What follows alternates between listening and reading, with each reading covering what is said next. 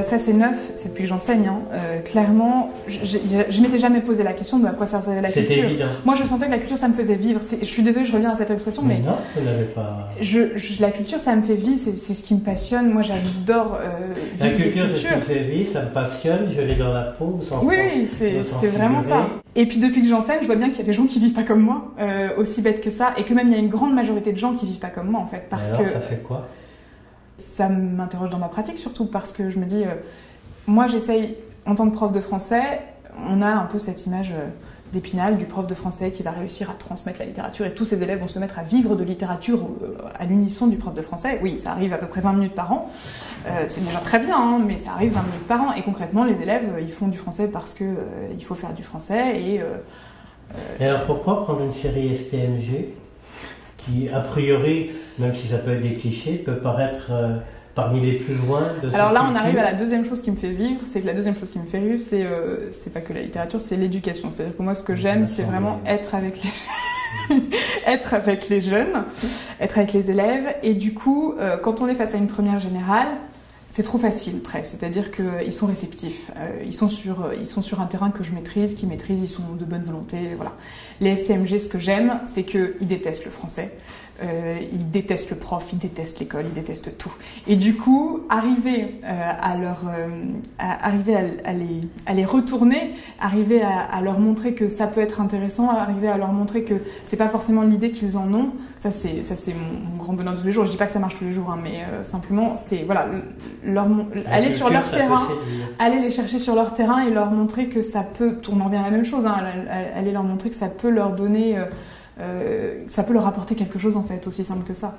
C'est quelqu'un qui va essayer de donner envie, mais qui va pas obliger ses élèves. Il va comme si il mettait toutes les clés sur la table et qu'il disait maintenant que je vous ai tout présenté, c'est à vous de choisir. Vous les prenez ou vous les prenez pas. Il faut qu'il présente, faut qu'il se donne, faut qu'il donne toutes les possibilités à ses élèves. Parle-moi de ces clés. C'est les savoirs, les clés? Ces clés, c'est tous les savoirs, et puis c'est à quoi ils servent, c'est où ils mènent, c'est qu'est-ce qu'on peut en retirer. Je pense que ces clés-là sont différentes pour chacun, mais c'est important que le professeur, son rôle, et je trouve que ça se fait de moins en moins, c'est qu'il nous présente tout et qu'il nous dise maintenant, vous choisissez. Il ne faut pas qu'il oblige, il ne faut pas qu'il force. Il nous présente à travers sa matière les savoirs, mais aussi ce qui en découle, c'est-à-dire une perception, un objectif. Il faut voir les choses un peu plus grandes. C'est que l'école, elle va nous apprendre, entre guillemets, un savoir, mais comment dire, un savoir qui sera plus tourné vers les relations avec les autres et les relations de société. Ce que j'entends par société, c'est avec les autres, mais au sein même d'une entreprise aussi. Comment réagir. Mais l'enseignement de la vie va nous apprendre comment réagir avec les autres, mais comment se construire soi-même. Et je pense que les deux se complètent. J'ai aimé me relever, comprendre, parce que plus qu'un enseignement basique, j'ai vécu. Voilà, c'est ça la différence. Quand on parlait de l'école et quand on parle d'expérience, c'est le vécu. C'est-à-dire qu'à l'école, c'est pas trop vécu. C'est pas incarné, c'est pas vécu, c'est pas quelque chose que... Et oui, il y a une différence entre vivre des choses de manière sentimentale qui nous atteignent un peu plus qu'un cours de maths. Voilà. Oui, ce rapport avec les gens, la façon dont on se forme soi-même, ce qui peut nous tomber sur la tête alors qu'on n'est pas forcément habitué. Ces moments qu'on a qui restent gravés, c'est fondamental. Dès notre plus jeune âge, on nous dit bah ok, tu vas à l'école, c'est obligatoire. En France en tout cas, c'est obligatoire. Oui. Donc là déjà on n'a pas le choix. Ensuite on nous dit bah continue tes études parce que sinon tu n'auras pas de travail. Bon bah on n'a pas trop le choix non plus parce que après il y a les parents qui sont derrière. Et une fois qu'on travaille, on se dit bah maintenant j'ai ma famille ou j'ai quelqu'un ou enfin voilà, et pour réussir à s'autosuffire, à vivre nous-mêmes, finalement, bah, on doit quand même travailler. Puis après, nous-mêmes, on a une famille, donc on inculque ça à nos propres enfants, et donc... Je suis d'accord, mais le montrer comme ça, Je trouve ça monstrueux. C'est une D'accord. boucle sans fin C'est où on ça. va juste dire bon, alors tu vas faire maintenant, tu es tout jeune, tu vas aller dans un système où on va tout apprendre pendant 16 ans minimum. Et une fois qu'on a fait nos 16 ans, on dit bon, bah c'est bien quand tu continues. Ah, mais là, après nos 3 ans, on dit non, mais tu n'as toujours pas fini, il faut que tu fasses des études post-bac. Et une fois qu'on a fait toutes nos études post-bac, maintenant tu dois travailler. Et maintenant tu dois avoir une famille. Et maintenant tu as ta famille, tu dois leur inculquer la même chose pour que ça fasse une boucle et que ta famille, pendant des générations perdure, fasse perdurer la famille. Ça, je trouve que ça enferme toute liberté. Alors c'est pas exact, vrai. je pense à la même C'est pas chose. forcément vrai. Parce qu'on a une liberté. Si demain je veux partir vivre dans la nature, je Oui, le mais fais. tu le feras pas. Moi, je le ferai pas. Parce que c'est presque un. Je sais pas, on est presque encadré dans la société qui nous pousse à suivre je pense un chemin exactement pour ça. tout le monde. C'est juste que c'est un peu le cas. Mais la façon dont tu l'as dit, je trouve que c'était exactement l'idée de notre vie est déjà délimitée, on va tous faire le même chemin. Déjà, ouais, c'est super défaitiste la ouais, manière. mais c'est surtout que Si on change ou si on décide de se différencier des autres pour justement sortir de cette espèce de système qui veut qu'on soit comme tous les autres, par exemple les personnes qui prennent une année sabbatique. En France, ils sont hyper mal vus parce que justement, ils sont trop différents des autres. Ouais. On a enchaîné toutes ces années en amassant du contenu en fait. Et je pense que l'important c'est d'avoir des expériences dans la vie, d'avoir en fait pouvoir se forger différents points de vue. Parce que si on prend une année sabbatique, on s'arrête, c'est-à-dire il n'y a plus d'école, donc on va pouvoir voir comment ça se passe, comment on est lâché dedans en fait. Voyager, ça apprend. Je pense que voyager, ça nous permet d'élargir notre point de vue. Ce qui, moi, me dérange aujourd'hui dans le système d'éducation français, c'est on t'a appris à faire ça, donc tu dois faire ça. On te demande pas. De reproduire. C'est ça, on le reproduit, on demande de entre guillemets recracher. On ne demande pas, toi, de quoi es-tu capable, qu'est-ce que tu es capable de faire, qu'est-ce que tu es capable d'apporter à la structure pour la faire s'élever. voilà, dans notre société, on a un but. Donc on avait dit les études, le boulot, la famille. Donc du coup, ce qu'on nous inculque au lycée, enfin pendant les études, c'est comment réagir face à ce boulot. Et puis des rails. Oui, Et donc du coup, c'est ce qu'on appelle les bases. Mais la vraie question, c'est en fait, j'ai toujours pensé que le bonheur, c'était pas atteindre ce qu'il y avait de plus haut, mais savoir ce qu'on voulait. Il faudrait compléter la phrase. Les bases de quoi? Déjà en première? Non, mais c'est passé comme ça. Je me dis, la question que je me pose souvent, c'est est-ce que ma vie, elle va passer aussi vite? Est-ce que je vais pas voir passer les choses? C'est terrible. Pourquoi est-ce qu'on suit tout le temps cette ligne de pensée que la société inculque? Et donc, je dis, je n'ai peut-être pas l'audace d'aller voir d'autres choses. Parce qu'avec tout cet environnement, cette société, tout ce qu'on entend, tout, c'est fini. C'est pour ça que la partie d'enfance que j'ai gardée, c'est assez... j'essaie de la garder au maximum parce que on dit qu'un enfant, ça a de l'imagination et que limite, quand on grandit, on perd cette imagination, on perd cette petite folie. C'est une prison à ciel ouvert. C'est-à-dire comme si on pouvait s'échapper, on le fera pas. J'ai terriblement envie de réussir dans ce parcours dicté. Comme ça, une fois que j'aurai bien réussi, on me lâchera la grappe et puis je pourrais aller voir ce qu'il y a autour. Je pourrais vivre enfin, je dirais ok, j'ai un bon parcours, voilà, j'ai fait ce que tout le monde attend, ce que la société attend. J'ai réussi à me faire limite une place dans ce monde et bon d'accord, maintenant j'ai fait ça, maintenant je vais faire autre chose. On survole tout. C'est-à-dire qu'on tente de faire en sorte que les personnes aient le moins d'accès au savoir possible. Non.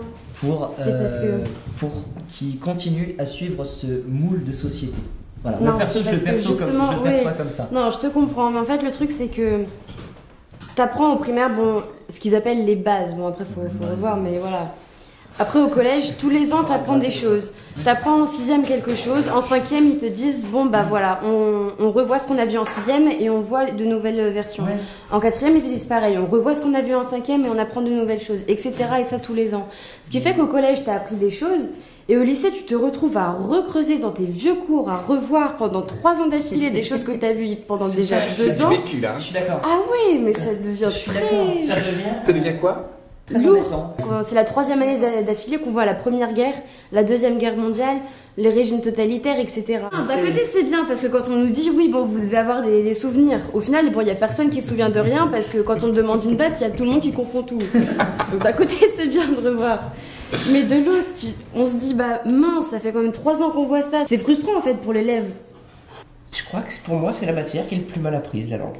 Ouais. Parce que j'adore l'anglais, c'est une de mes langues préférées avec le français parce que je trouve que c'est fluide, je trouve que c'est super beau et que ça amène plein de choses différentes comme en français.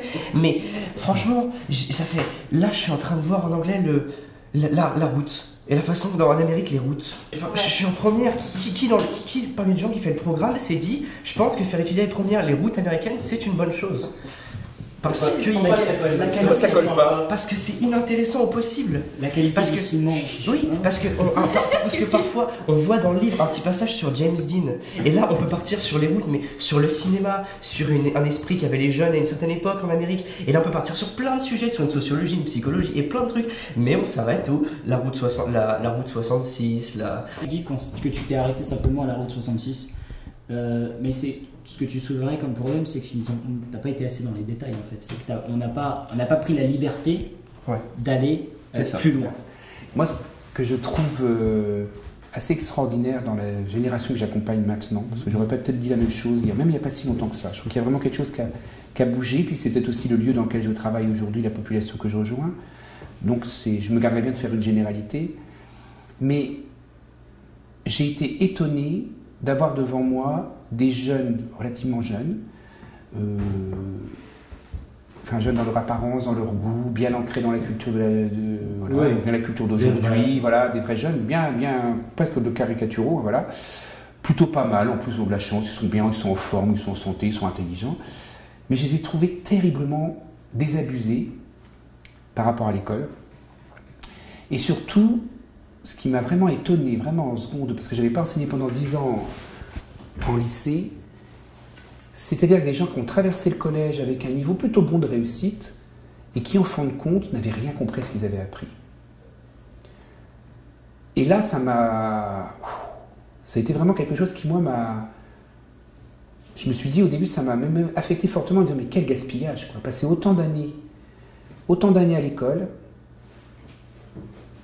théoriquement, l'apparence savoir, puisque j'ai des bonnes notes, parce que c'est l'indicateur des notes, être en situation de réussite, et en réalité, ne pas avoir interrogé le savoir.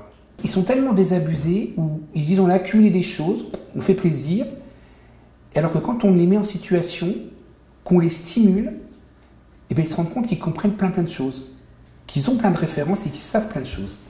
On a des jeunes qui sont en situation d'insécurité et qui pensent que l'école va toujours leur demander quelque chose en évaluation qu'ils ne savent pas faire. Et là, moi, j'ai trouvé ça profondément dramatique. Par contre, là où je trouve ça extraordinaire, mais vraiment, quand je dis extraordinaire, le mot, il a aucune demi-mesure. C'est quand on leur propose un cadre où ils peuvent chercher, quand on les, justement, accompagne sans leur dire là où il faut aller, ils peuvent des fois trouver des solutions qui sont hallucinantes. On ne les amène pas forcément là où on voudrait qu'ils soient. On les accueille tels qu'ils sont, avec ce qu'ils ont comme expérience. On écoute leurs questions.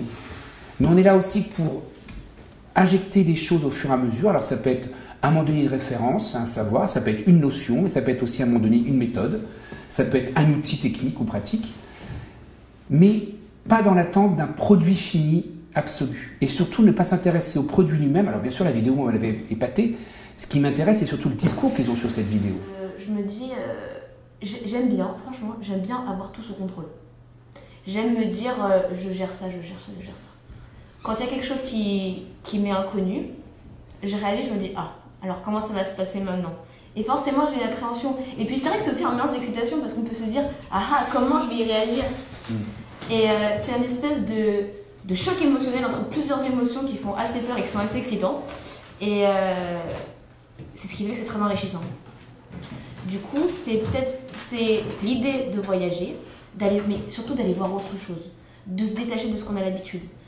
Et si on nous apprenait mieux à l'école à nous intéresser à pas que les langues, que la pensée des gens, l'humain en général, à la fois c'est une notion bien précise et à la fois quand on regarde chaque être humain de manière à part entière, c'est quelque chose d'entièrement différent.